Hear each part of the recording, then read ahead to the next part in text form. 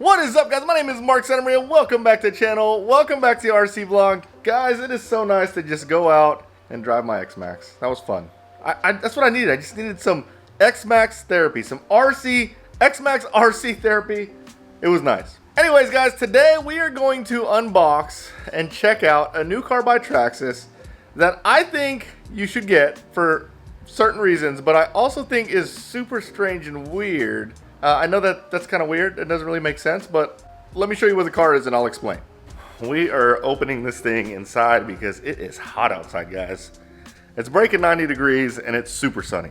All right.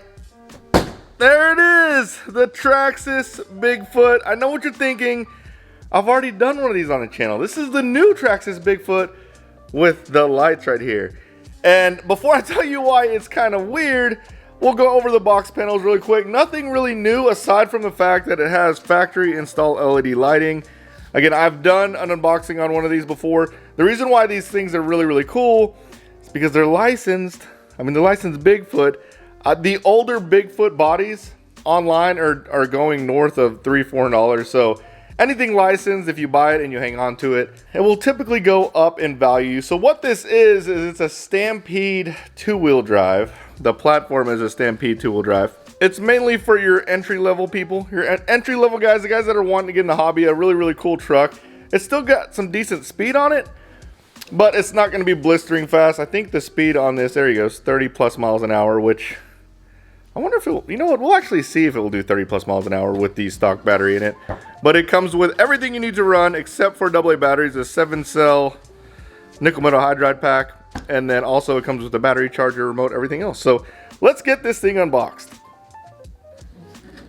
Ooh, look, that's a cool shot.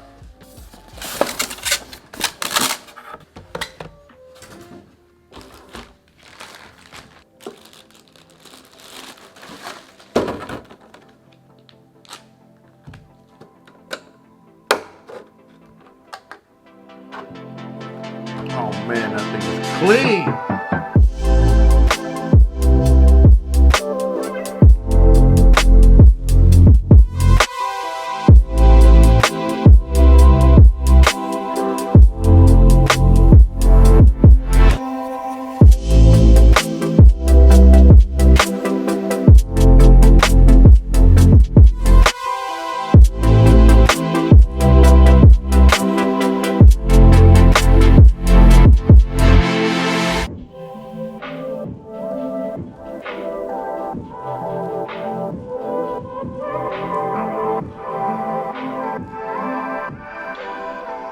Man, I don't care what kind of car it is. A brand new RC car, I still get the same amount of excitement as I did when I first opened my very, very first RC car. But here it is. Oh, it looks so good. This one's extra pretty. It's not just any RC car. This is the Bigfoot. I mean, this is legendary. It's an iconic monster truck. Here's what it looks like under the body here. Again, it's based on the Stampede two-wheel drive platform. This one does come with a black chassis though. That's really cool. What sucks is these wheels don't have foams in them. They're just rubber and wheel. It's probably the reason why this one's a little bit, it handles a little bit, I don't want to say worse, but it handles a little bit worse than the other ones because there's not enough weight on the ground. It does feel a little top heavy, but at the same time, it's still a lot of fun. Here it is. I need to take all those little tags off. That's freaking lame. Anyways, as for the unboxing, it comes with your hand tools that I don't recommend you use. This is always interesting. It comes with a DC charger. So what a DC charger is, it plugs into your ladder port in your car. I think their idea here is when you bought the car, you could charge it on your way home. I've actually never used this thing, but we're going to use it today because we are going to charge the battery up with BAM, my portable power bank, just to see how long it takes to charge. Because it's a 4-amp charger. It should charge faster than your typical AC charger. So we'll see. It comes with a high-speed pinion, which we're going to put the high-speed pinion in this one. We're going to change it up a little bit. Right out of the box, we're going to put the optional gearing in there. See if we can hit that 30 miles an hour. Some extra body clips, some spring limiters, some shock limiters, your remote, and then some documentation. Which, by the way, look, that right there. I sliced it open really fast and actually sliced the manual. Dang it.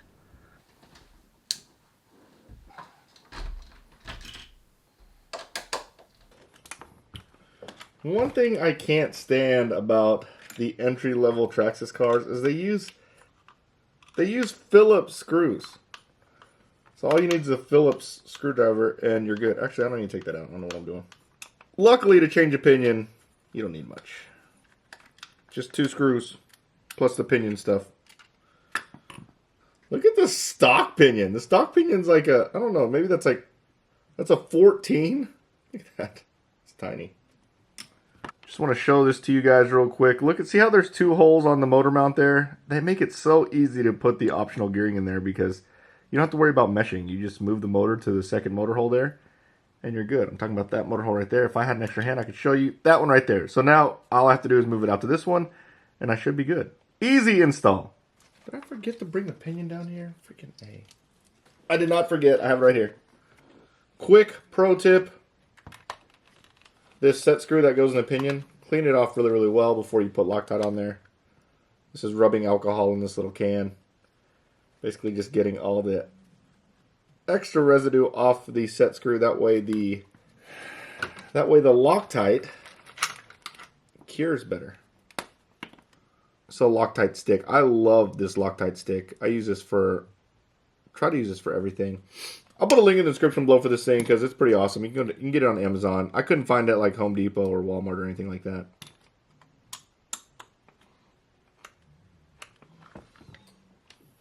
I actually don't like that mesh. I think it's too far. I think there's too much play. I think there's too much play. I would mesh it a little bit tighter than that. We're going to leave it how it is just to test it out because, you know me, I like to test things out as if someone were getting this car for the first time, not knowing anything about it. You just move that and you should be good. So here's the new pinion in there. Moved it to that outside option hole. I think we should be good. I don't like it, guys. I'm not going to lie. I want to tighten it even more. I'm not going to do it, but I want to do it. All right, we're just going to trust them. I know it sounds like I'm not trusting them. I don't, but we're going to do it. All right, pinion change complete. Let's go see if the battery's done. I'll be surprised if it's done. I haven't been down here very long. And I stared at it for a while, contemplating whether I want to measure myself. But, oh, perfect. All right, so the battery's done. It is super hot. That's how you know nickel metal batteries are fully charged whenever they get really, really hot. This is nice and warm. I mean, it's hot. Hot, hot. So if you have a 30-minute drive home, that's perfect for you to charge your battery pack all the way up on the way home. So you can drive when you get there.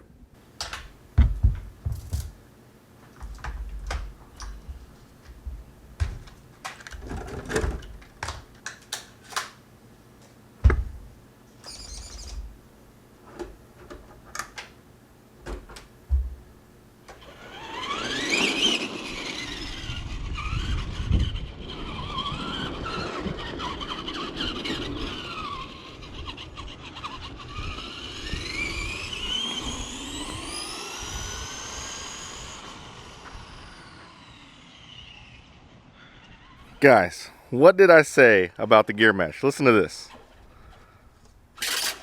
Stripped it. Stripped it. I told you, even though that's what it said to do, I knew that gear mesh didn't look right. It looked way too loose. Blown freaking spur gear. That sounds so bad. All right, so the bad news is we stripped the gear. Here it is. Oh, I still have lights on. Look at that. Looks good.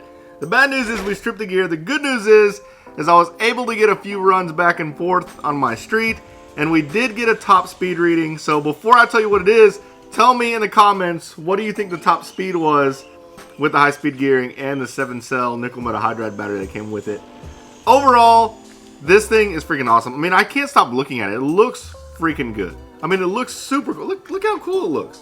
I had some neighbors walking down the street, and they couldn't help but look at it and be like, man, that's a cool looking truck. Like, it is a cool freaking truck.